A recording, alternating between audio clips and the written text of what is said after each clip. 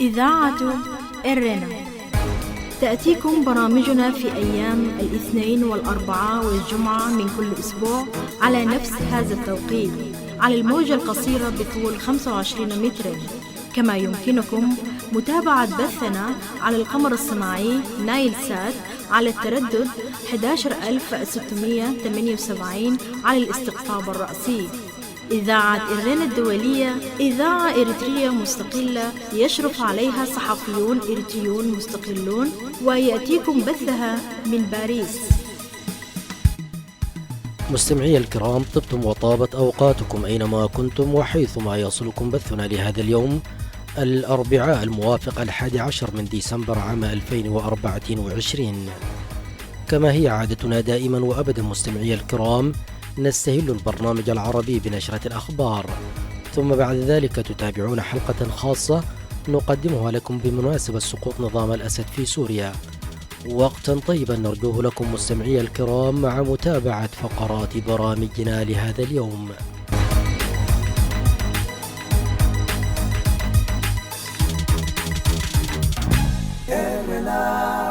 المستمعون الكرام، فيما يلي أقدم لكم نشرة الأخبار، أبتدئها بالعناوين.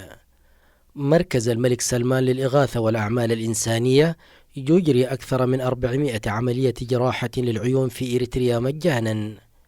إصابة ومقتل نحو 80 مدنيا بسبب الغارات الجوية في إقليم دارفور مطلع الأسبوع الحالي، والحكومة السودانية تشرع في استبدال العملة. والصومال يتهم أثيوبيا بنقل أسلحة غير مشروعة إلى جوبلاند عبر مطار كسمايو. كانت لكم سيداتي سادتي عناوين الأخبار، وإليكم التفاصيل من إذاعة إرنا الدولية في باريس. ضمن برنامج مركز الملك سلمان للإغاثة والأعمال الإنسانية، نفذ المركز برنامج نور السعودية التطوعي لمكافحة العمى والأمراض المسببة للعمى في مدينة مندفرة بإريتريا في الفترة من 22 وحتى 29 من نوفمبر الماضي.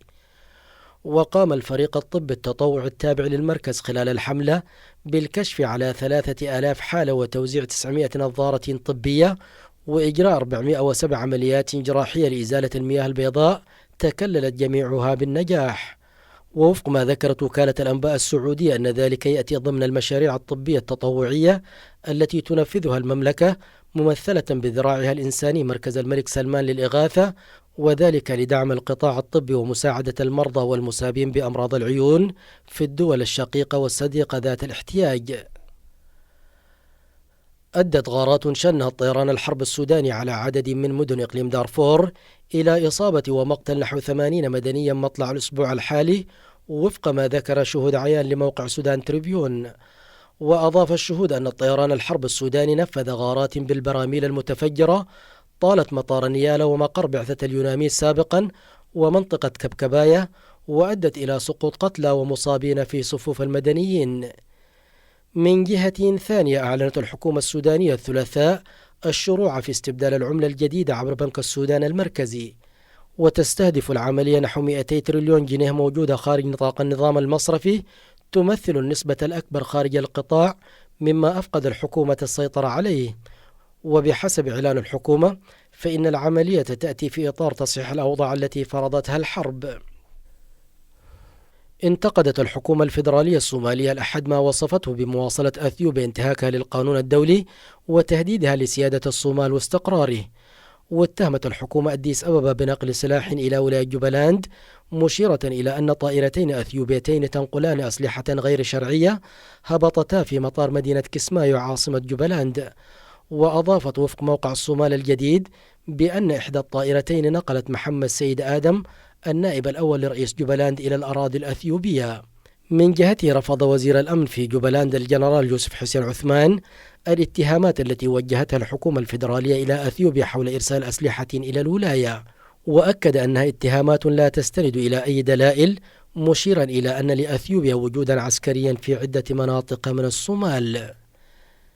بهذا أصل إياكم مستمعي الكرام إلى ختام النشر الإخباري لهذا اليوم. وقتا طيبا أرجوه لكم مع متابعة بقية فقرات برامجنا.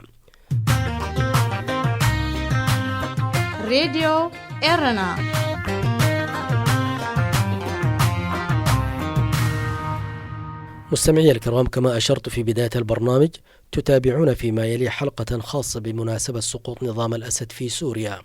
نتابع. إذاعة إيرينا، صوت مستقل لإريتريا. أهلا بكم مجددا مستمعي الكرام ومستمعات الكريمات. يقول الشاعر التونسي أبو القاسم الشابي: إذا الشعب يوما أراد الحياة فلا بد أن يستجيب القدر، ولا بد لليل أن ينجلي، ولا بد للقيد أن ينكسر، ومن لم يعانقه شوق الحياة تبخر في جوها واندثر، فويل لمن لم تشقه الحياة من صفعة العدم المنتصر. كذلك قالت للكائنات وحدثني روحها المستتر، ودمدمت الريح بين الفجاج وفوق الجبال وتحت الشجر، إذا ما طمحت إلى غاية ركبت المنى ونسيت الحذر، ولم أتجنب وعر الشعاب ولا كبة اللهب المستعر، ومن لا يحب صعود الجبال يعش أبد الدهر بين الحفر. صدق الشابي. فحينما تتساقط الجبابرة وتتهاوى عروشهم، يسجل لنا التاريخ فصلا جديدا من فصول التغيير الخاضع للسنن الكونية، حينما تتوفر أسبابها، والتي من ضمنها جبروت الحكام وطغيانهم وتسلطهم على الشعوب، ليمثل ذلك لحظات مفصلية تلقن أولئك الطغاة درسا قلما استوعبوه، مثل ما لم يستوعبوا أسلافهم المشابهين لهم عبر القرون والأزمان. فها هي المشاهد تتكرر حينما يغيب العدل وتختفي الحكمة، ويعلو الجور والظلم، ويبلغ القهر بالبشر شأوا عظيما، وحينها فقط ينبغي الإيقان بأن النهاية قد اقتربت أو أوشكت. شاهدنا ذلك في تونس وليبيا ومصر واليمن والسودان والغابون، وأخيرا وليس آخرا في سوريا، وغدا في إريتريا وغيرها ممن اشتد بحال أهلها استبداد الطغاة، وإن غدا لناظره لقريب. فكما تابعتم مستمعي الكرام ومستمعات الكريمات، وتابعنا أيضا عبر وسائل الإعلام المختلفة، وفي خطوات متسارعة شهدتها الساحة السورية خلال أقل من أسبوعين، تمكنت فصائل المعارضة السورية المسلحة من إسقاط نظام بشار الأسد الذي ورث السلطة عن أبيه في العام 2000.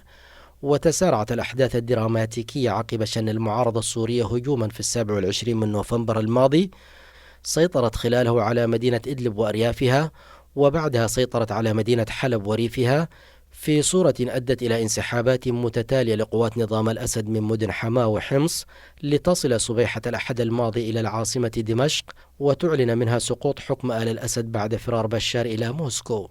يأتي انتصار المعارضة السورية على نظام بشار الأسد القمع الذي حكم سوريا بسياسة الحديد والنار بعد 14 عاما من انتفاضة الشعب السوري عليه في العام 2011، فيما عرف حينها بالثورات العربية أو الربيع العربي، والتي أطلقت شرارتها من تونس لتنتشر سريعا كانتشار النار في الهشيم إلى كل من ليبيا ومصر وسوريا واليمن، فأسقطت زين العابدين بن علي ومعمر القذافي وحسني مبارك وعلي عبد الله صالح، بينما صمد في وجهها بشار الأسد.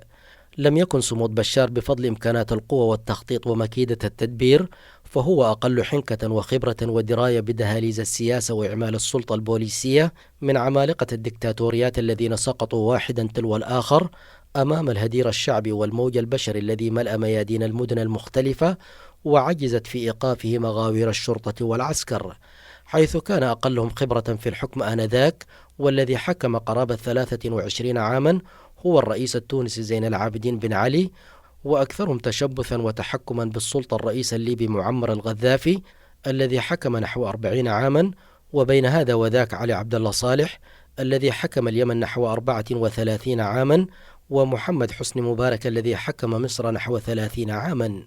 ما ضمن لبشار الأسد أصغر رؤساء ثورات الربيع العربي سنا وأقلهم خبرة هو أنه رهن مصير بلاده وشعبه لأطراف خارجية طامعة أو طائفية مقيتة مقابل التشبث بالسلطة والمحافظة على عرش أبيه، وكأنه يتصرف في مزرعة خاصة أو ملك لعائلة الأسد.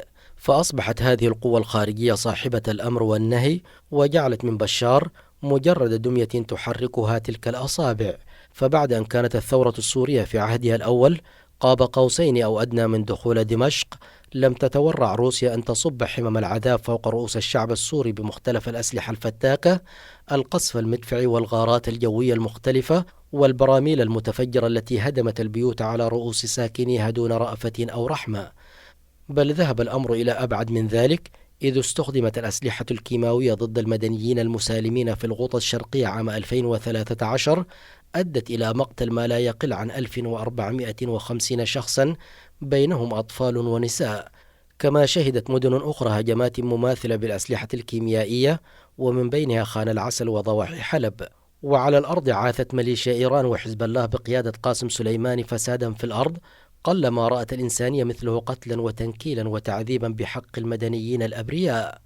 كل هذا ولم يرق جفن على تلك المآسي لبشار وزبانيته، الذين تشهد على أفعالهم النكراء الصور المؤلمة التي نقلتها وسائل الإعلام من مختلف السجون ومراكز الاعتقال المحكمة الإغلاق في باطن الأرض، والتي تضم نساء وأطفالا برفقة أمهاتهم في مشاعر تقشعر منها الأبدان وترفضها الفطرة السوية، ليس لجريرة اقترفوها سوى رفض حكم بشار، الذي ظن اعتقادا منه بأن مثل هذا التنكيل سيضمن له استمرار وديمومة الحكم.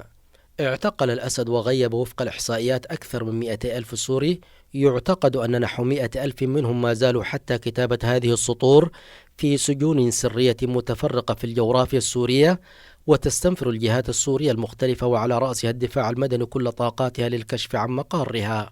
أدى هول المشاهد المؤلمة والحملة المسعورة إلى تشريد ملايين السوريين الذين عجت بهم العواصم والحواضر المختلفة. ولك أن تتخيل المستمع الكريم أن تركيا وحدها يوجد بها حوالي 4 ملايين لاجئ، ناهيك عن المتواجدين في دول الشتات الأخرى. وقدرت التقارير الإحصائية عدد اللاجئين السوريين بنحو 12 مليون لاجئ. إنها عقلية الدكتاتوريات التي تعميها شهوة السلطة عن النظر بعقلانية الواقع المشاهد للحالات المماثلة والمشاهدة، ولكنها لا تتعظ أو تعتبر كعادة من سبقوها لتلاقي نفس المصير المحتوم ولتكون أثرا بعد عين. ما زلتم مستمعي الكرام ومستمعات الكريمات تتابعون حلقة خاصة بمناسبة سقوط نظام الأسد في سوريا. فاصل قصير ونعود إليكم، فابقوا معنا. هذه إذاعة إرنا. انتصرت الثورة السورية، فالثورة كما يقول أحدهم كالبركان الثائر تخبو وتثور ولكنها لا تنتهي، لتعود مرة أخرى وهي في أقوى عنفوانها وثورانها لتحرق عوالم الدكتاتوريات الجبابرة المسلطين على الشعوب. انتصرت الثورة السورية لأنها سلكت طريقا أيقنت أنه السبيل الوحيد لحرية شعوبها وإزاحة الكابوس الجاثم على صدورهم، ووحدت الجهود وحددت الهدف، فكان لها ما أرادت وحسدت ما زرعت. لكن لم يكن ليتأتى ذلك لولا توفيق الله أولا، ثم التفاني في بذل الجهود والتضحية بكل غال ونفيس. فالثورة ليست شعارات جوفاء يرددها المدعون، ولكنها بذل وعطاء ووفاء ثم انتصار. فالقوة الحقيقية التي ينبغي أن يستمدها أي حاكم أو قائد هي قوة السلطة والشعب، ولن تتحقق هذه القوة للحاكم أو القائد ما لم يكن متصالحا مع شعبه ومستجيبا لرغباتهم وتطلعاتهم، وهو ما لا تستطيع تحقيقه قوة الأرض وجبروتها إذا لم تكن الشعوب إلى جانبها. فها هي روسيا وإيران وقفت عاجزة مذهولة أمام الرفض الشعب العام، بالرغم مما قدمته لاستمرار الأسد في السلطة، وسارعت لإجلاء رعاياها ومستشاريها بشكل فوري قبل وصول الثوار إلى دمشق، بعد أن أدركت أن لا إمكانية لحليفها في مجابهة زخم الثورة وغليان الشعب المقهور. وآثرت روسيا منح لجوء إنساني للأسد الذي غادر عرش سلطته متخفيا ذليلا في جنح الظلام، ليذوق بذلك هو وعائلته طعم الكأس الذي سقى منه ملايين السوريين. إننا اليوم كإريتريين إذ نشاطر الشعب السوري هذه الفرحة وهذه النشوة، تسودنا روح التفاؤل وتتقاذفنا الأمنيات وتراودنا الأحلام للبلوغ إلى مثل هذا اليوم في إريتريا ببزوغ فجر جديد ينبلج فيه شعاع الحرية والسلام الذي يبدد ظلام الدكتاتورية والطغيان.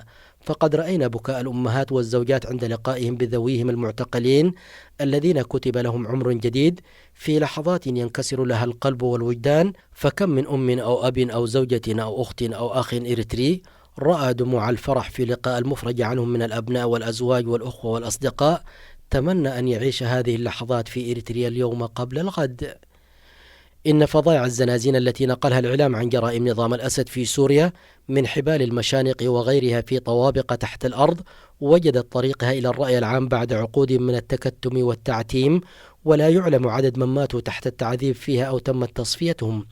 يذكرنا ذلك مستمعي الكرام ومستمعات الكريمات بما يجري لأبناء شعبنا في سجون وزنازين النظام الإريتري الذي هو الآخر تفنن في إرهاب شعبه في معتقلات يكاد يكون عددها مساويا أو متجاوزا لعدد أيام السنة الكبيسة، وفي أماكن سرية يصعب معرفتها إلا في حدود الدائرة الضيقة من زبانية النظام وأجهزته القمعية. ما زلتم مستمعي الكرام ومستمعات الكريمات تتابعون حلقة خاصة بمناسبة سقوط نظام الأسد في سوريا. فاصل قصير ونعود إليكم فابقوا معنا. إذاعة إرينا، صوت مستقل لإريتريا. وهنا مستمعي الكرام ومستمعات الكريمات نهمس في آذان التنظيمات التي ترى أنها تعارض النظام في إريتريا وتعمل من أجل القضاء عليه وإزاحته بأن الشعارات الجوفاء وعقد السمينارات والندوات والتنقل بين العواصم والحواضر لا يخدم الغرض ولا يحقق الهدف، بل ويخصم من الرصيد النضالي. فهل من عودة إلى التعقل والرشاد ونبذ أسباب الخلاف والفرقة والسعي إلى الوحدة بتقديم المصلحة الوطنية على المصالح الحزبية أو الجهوية وتوحيد الجهود وتوجيه بوصلة العمل بالاتجاه الصحيح في المواجهة المباشرة كما نشاهد من حولنا؟ فالثورة الإريترية انتصرت يوم أن آزرها الشعب ووقف إلى جانبها حين خرجت ملبية لمطالبه بعيدا عن أي مطالب أخرى، واستطاعت أن تواجه أعتى الإمبراطوريات وحلفائها، ونجحت في تحقيق هدفها بعد 30 سنة من النضال المرير والتضحية بفضل الصمود والتكاتف. ندرك يقينا أن التغيير له ضريبته وثمنه، دفعنا ذلك في حرب التحرير وما قبلها وما بعدها، لكن الأدهى والأمر أننا ما زلنا ندفع هذه الأثمان بشكل مستمر، ولكن في حروب عبثية لمصلحة عراب النظام. فأسياس ليس أكثر قوة واحترازا من بشار وحلفائه بالرغم من تظاهر نظامه القمع بأنه قوي ومتماسك، ولكنه في الحقيقة على العكس من ذلك، فهو يدرك تماما دور الثورة وتأثيرها، لذا عمل على حجب كل الأخبار التي تحرك مشاعر الشعب وتلهب حماسه في فترة ما يعرف بالربيع العربي، حيث لم تتناول وسائل إعلام النظام المرئية والمسموعة والمقروءة أخبار تلك الثورات مطلقا. واليوم أيضا بالرغم من الضجة التي أحدثها سقوط نظام بشار الأسد على الصعيد الإقليمي والدولي وغطتها مجمل وسائل الإعلام، بل وأفردت لها مساحات واسعة على مدار الساعة متابعة وتحليلا، بما في ذلك إعلام الدول التي كانت حليفة لنظام الأسد، شاهدنا كيف تجاهلت وسائل إعلام النظام لهذه الأحداث، وما ذلك لشيء إلا لسبب الخوف والرعب الذي يسكنه ويجعل فرائسه ترتعد من لحظة الحقيقة الآتية، لطالما كانت الشعوب تستلهم من ثورات الآخرين وتجاربهم في طريق الحرية والانعتاق، وعندئذ ستتهاوى دفاعات حصون محمية عدهالو، وإن بدت لقاطنها عرين أسد أو قلعة محصنة تقيه مصارع السوء. لكن ذلك مستمعي الكرام ومستمعات الكريمات يحتاج إلى إرادة قوية ووحدة حقيقية وقائد مقدام يطلق شرارتها المتقدة. فالثورة ليست شعارات جوفاء تتردد في الأصداء، وإنما إيمان وإخلاص وإقدام وشجاعة وتضحية وتحمل مشقة. إذاعة إرينا، صوت مستقل لإريتريا. استمعتم فيما مضى سيداتي سادتي إلى حلقة خاصة بمناسبة سقوط نظام بشار الأسد في سوريا. في ختام البرنامج العربي لهذا اليوم أعود وأذكر بعناوين الأخبار. مركز الملك سلمان للإغاثة والأعمال الإنسانية يجري أكثر من 400 عملية جراحية للعيون في إريتريا مجانا. إصابة ومقتل نحو 80 مدنيا بسبب الغارات الجوية في إقليم دارفور مطلع الأسبوع الحالي، والحكومة السودانية تشرع في استبدال العملة. والصومال يتهم أثيوبيا بنقل أسلحة غير مشروعة إلى جوبالاند عبر مطار كسمايو. بهذا نصل إياكم مستمعي الكرام إلى ختام البرنامج العربي لهذا اليوم. تقبلوا تحياتي وتحيات الفريق العامل بإذاعة إرنا الدولية من باريس، وحتى نلتقيكم في البرنامج القادم في أمان الله. هذه إذاعة إرنا.